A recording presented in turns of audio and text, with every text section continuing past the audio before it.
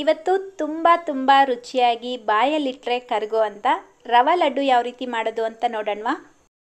ಲಡ್ಡು ಅಂತ ಹೇಳಿದ್ರೇ ಸಾಕು ನಮಗೆ ತಿನ್ನಬೇಕು ಅಂತ ಅನಿಸುತ್ತೆ. ಅಷ್ಟು ಚೆನ್ನಾಗಿರುವಂಥ ರೆಸಿಪಿನ ಇವತ್ತು ಸಿಂಪಲ್ಲಾಗಿ ಮಾಡೋದನ್ನು ತಿಳಿಸ್ಕೊಡ್ತಾ ಇದ್ದೀನಿ. ಬನ್ನಿ ಹೇಗೆ ಮಾಡೋದು ಅಂತ ನೋಡೋಣ.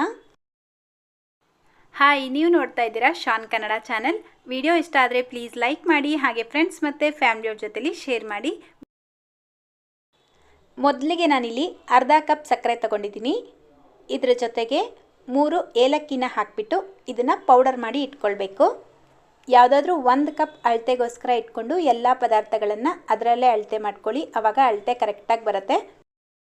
ನೀವು ಸಿಹಿ ತುಂಬ ಜಾಸ್ತಿ ಇರಬೇಕು ಅಂದ್ಕೊಂಡ್ರೆ 3/4 ಕಪ್ಪಷ್ಟು ಸಕ್ಕರೆ ಹಾಕ್ಕೊಳ್ಳಿ. ನಾರ್ಮಲಾಗಿ ಸ್ವೀಟ್ ಇರಬೇಕು ಅಂದರೆ ಈ ಅಳತೆ ಕರೆಕ್ಟಾಗಿರುತ್ತೆ. ನೋಡಿ, ಈ ರೀತಿ ಪೌಡರ್ ಮಾಡಿ ಇಟ್ಕೊಳ್ಬೇಕು. ಈಗ ಗ್ಯಾಸ್ ಮೇಲೆ ಒಂದು ಪ್ಯಾನ್ ಇಟ್ಕೊಂಡು 2 ಟೇಬಲ್ ಸ್ಪೂನ್ ತುಪ್ಪ ಹಾಕ್ಕೊಳ್ಳಿ.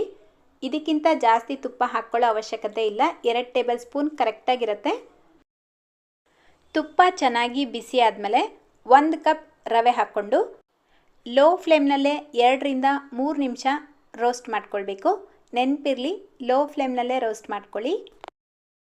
ರವೆ ಉಂಡೆ ಮಾಡೋದಕ್ಕೆ ಉಪ್ಮಾ ರವೆ ತಗೊಳ್ಬೇಕು.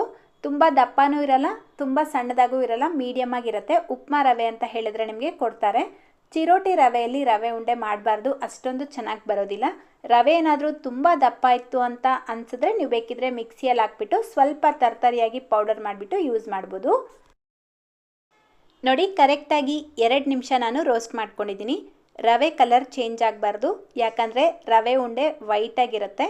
ಸೊ ಇದನ್ನು ಗಮನದಲ್ಲಿ ಇಟ್ಕೊಂಡು ರೋಸ್ಟ್ ಮಾಡ್ಕೊಳ್ಳಿ.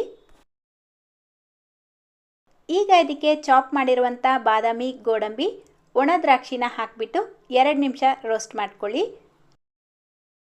ಡ್ರೈ ಫ್ರೂಟ್ಸ್ ಇಲ್ಲಿ ಪೂರ್ತಿಯಾಗಿ ಆಪ್ಷನಲ್. ನಿಮಗೆ ಬೇಡ ಅಂದರೆ ಹಾಗೆ ಬೇಕಿದ್ರೂ ಮಾಡ್ಬೋದು, ಅಥವಾ ಬೇರೆ ಯಾವುದಾದ್ರೂ ಡ್ರೈ ಫ್ರೂಟ್ಸ್ ಬೇಕು ಅಂತ ಅನಿಸಿದ್ರೆ ಆ್ಯಡ್ ಮಾಡ್ಕೊಳ್ಬೋದು. ಇಷ್ಟೇ ಡ್ರೈ ಫ್ರೂಟ್ಸ್ ಹಾಕಬೇಕು ಅಂತ ಏನಿಲ್ಲ, ನಿಮ್ಗೆ ಎಷ್ಟು ಇಷ್ಟ ಆಗುತ್ತೋ ಅಷ್ಟು ಹಾಕ್ಕೊಳ್ಬೋದು. ಕೆಲವರು ಡ್ರೈ ಫ್ರೂಟ್ಸ್ನ ಸಪ್ರೇಟಾಗಿ ತುಪ್ಪದಲ್ಲಿ ಹುರಿದು ಹಾಕ್ತಾರೆ, ಆ ರೀತಿ ಬೇಕಿದ್ರೂ ಮಾಡ್ಕೊಳ್ಬೋದು.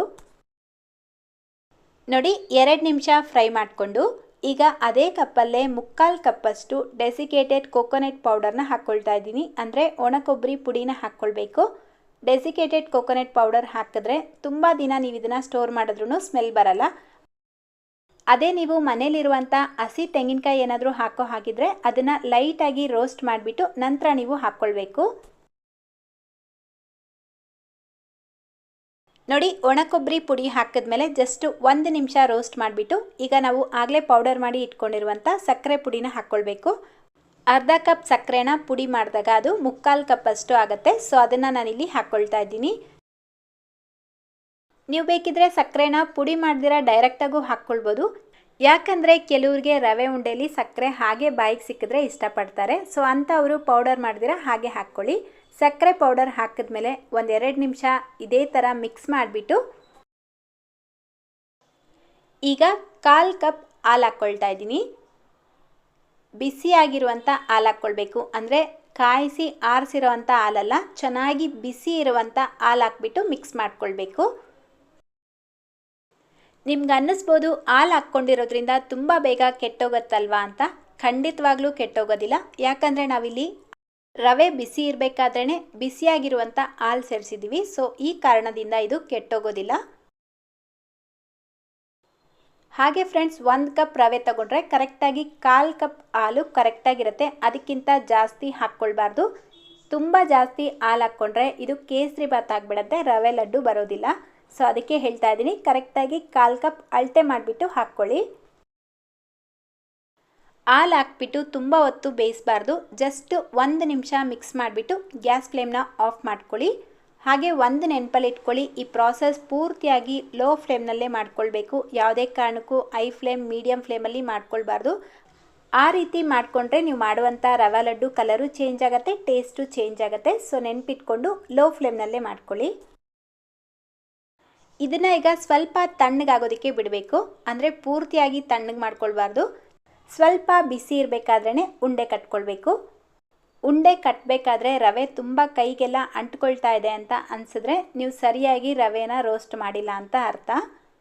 ನೋಡಿ, ಸ್ವಲ್ಪನೂ ಕೈಗೆ ಅಂಟ್ಕೊಂಡಿಲ್ಲ ಅಂದರೆ ಪರ್ಫೆಕ್ಟಾಗಿದೆ ಅಂತ ಅರ್ಥ.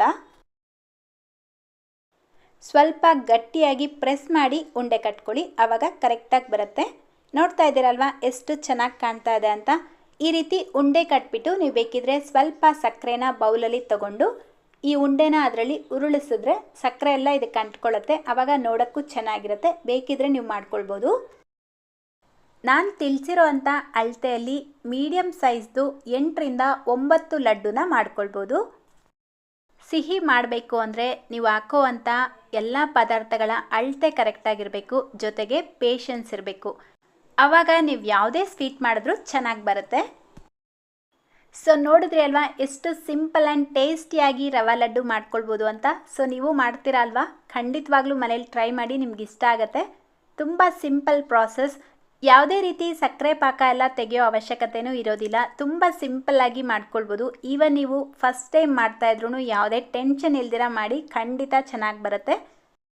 ಈ ರೀತಿ ರೆಡಿ ಮಾಡಿರುವಂಥ ರವಾ ಲಡ್ಡು ಪೂರ್ತಿಯಾಗಿ ತಣ್ಣಗಾದ್ಮೇಲೆ ಒಂದು ಗಾಜಿನ ಬಾಟ್ಲಲ್ಲಿ ಹಾಕಿ ಸ್ಟೋರ್ ಮಾಡಿಟ್ಕೊಳ್ಳಿ. ನೋಡಿ, ಲಡ್ಡು ಪೇಪರ್ಸ್ ಮೇಲೆ ಅರೇಂಜ್ ಮಾಡಿಕೊಂಡ್ರೆ ಎಷ್ಟು ಚೆನ್ನಾಗಿ ಕಾಣ್ತಾ ಇದೆ ಅಂತ. ಸೊ ಇವತ್ತಿನ ವಿಡಿಯೋಗೆ ಇನ್ನೂ ಲೈಕ್ ಮಾಡಿಲ್ಲ ಅಂದರೆ ಪ್ಲೀಸ್ ಲೈಕ್ ಮಾಡಿ, ಹಾಗೆ ನಿಮ್ಮ ಫ್ರೆಂಡ್ಸ್ ಮತ್ತು ಫ್ಯಾಮಿಲಿಯವ್ರ ಜೊತೆಗೂ ಈ ವಿಡಿಯೋನ ಶೇರ್ ಮಾಡಿ ಅಂತ ಹೇಳ್ತಾ, ಇದೇ ರೀತಿ ಮತ್ತೊಂದು ಟೇಸ್ಟಿಯಾಗಿ ಹೆಲ್ತಿಯಾಗಿರುವಂಥ ರೆಸಿಪಿಯೊಂದಿಗೆ ಸಿಗೋಣ. Thank you.